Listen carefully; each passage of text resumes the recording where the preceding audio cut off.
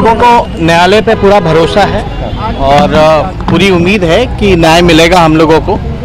और हम लोग तो शुरुआत के तौर से ही कह रहे थे, शुरू के दिन से कह रहे थे कि ये जो है पॉलिटिकल वेंडेटा का हिसाब से ये सारी कॉन्स्पिरेसी कराई गई है। इसमें बड़ा योगदान जो है, हमें तो कुछ कहना नहीं, लेकिन सब कुछ जो है एक अखबार के एक आर्टिकल ने सारी चीज़ें बयां कर रखी है।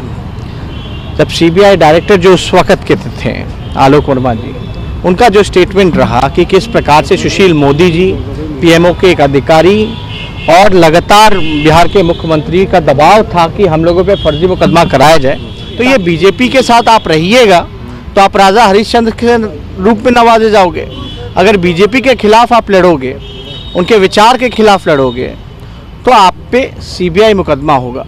हम लोगों पे है। अभी आप देखेगा महागठबंधन बना यूपी में, अखिलेश जी मायावती जी एक हुए, तो अखिलेश जी के पीछे लगा दी गई सीबीआई। आप देखेगा उससे पहले चंद्रबाबू नायडू जब निकले एनडीए से तो उनके पीछे लगा दी गई। तो मोस्टली आप देखिएगा जितने भी ओपोनेंट हैं, इनके ऑपोजिशन के लीडर्स हैं, उन पे ये मुकदमा कराया जाए।